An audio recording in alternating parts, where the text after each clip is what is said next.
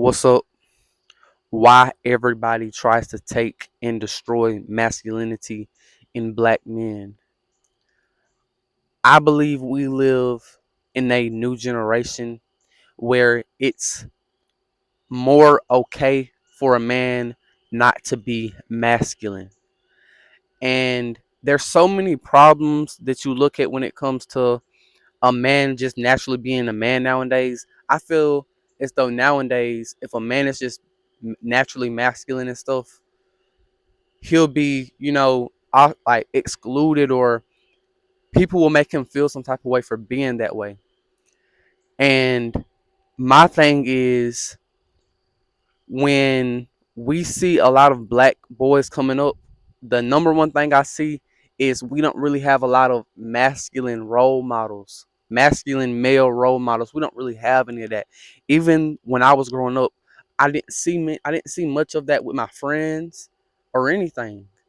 And I would say I had a father in my house. I grew up with my father my whole life, you know, but there was still a missing part even in my own life where I didn't really have a male role model who was really right there trying to teach and guide me to on how to be a certain type of man, right? A lot of parents, a lot of men who are fathers, like in the black community, I just don't see it. I just don't see it. Either the dad isn't there or the dad just don't care, right? And the point of this video isn't to look at how kids were raised necessarily, but it's to look at how the type of language we use, like how are we building up the next generation of men, but also the current men, right? And we just live in a new day and age where it's an agenda being pushed for a man not to act like a man. And I think that if you are trying to if you're trying to ignore that, to me, you're a part of the problem. It's people. I think you can see with your own eyes. We live in a generation where it's just more okay. It's just more okay for a man to act like a girl than for a man to act like a man, right?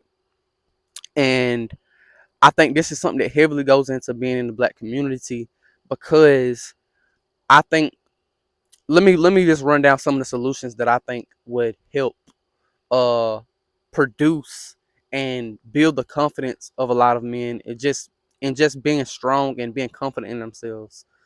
First of all, yeah, put the fathers in the household, but don't just put them in the household.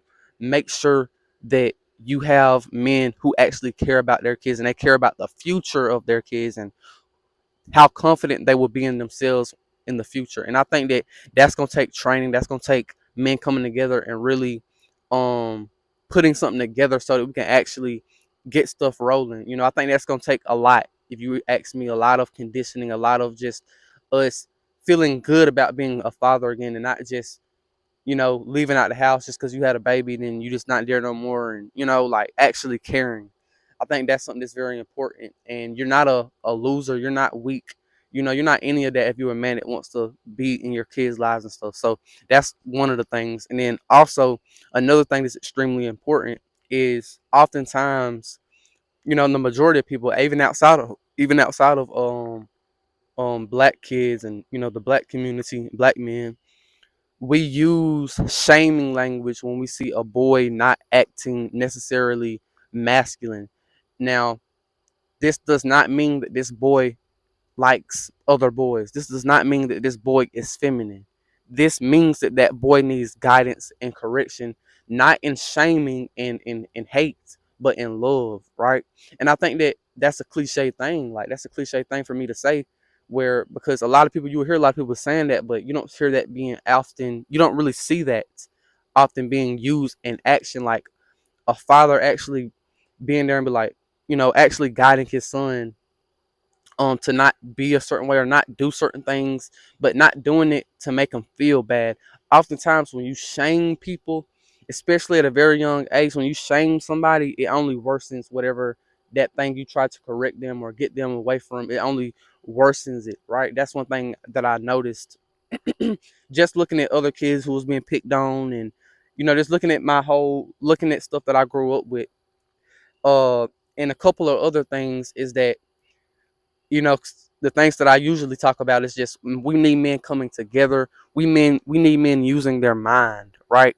And nowadays, to me, there is a worldwide thing against men being men, but specifically, it's always, in my opinion, been hyper targeted to black men. It's always been hyper targeted towards them to keep them the weakest, you know?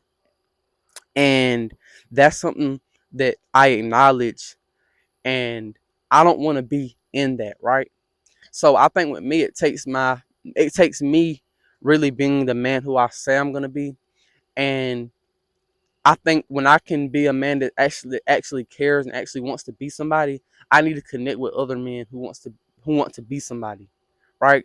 And I think that we need black men coming together and thinking about real solutions on how to build our confidence, our sons' confidence, the younger generation, and really just build and create things that's going to help humanity, not just black people, but everybody. And I think that's one of the key things. And I believe that, yeah, man, like I'm making videos about this type of stuff, but I understand it's real action, not just talking, but real action is gonna have to take place.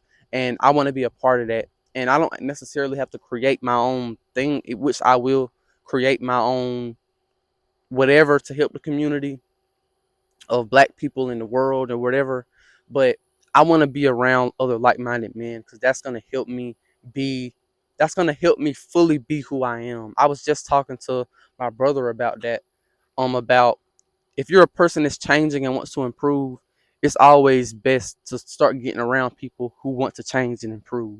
And I think, that's something that you think in your head, oh, that's common sense, but you really have to lock in on the fundamental things that's supposed to help you self improve and help you better, like just better yourself as a person, because that's the things we overlook the most. We just want to jump to the success and jump to, being this certain type of way, and we want to just make sure we look like it in front of other people instead of actually being it, right? So I think that that's something that just needs to be focused on and understand. Don't be naive. Don't be naive and think that people will just be on your side for no reason. And people are just gonna believe in you for no reason. And people are gonna care about you for no reason. Are those people out there? Yes, but we live in a world where that's not really a reality when it comes to being somebody. And I think that, yeah, I think the point that I'm just trying to make is that stop thinking that people are always there to build you up and make you more confident. Even if they're there, and it doesn't seem like it. I'm a person that I don't want to look to the negative all the time, but I want to look to the realistic side of things. And the realistic side of things is that you're really gonna do most of building and becoming somebody. It's gonna be all through you. It's not gonna be other people trying to put that in you. You have to put that in yourself. So that's pretty much all I got to say. Peace out.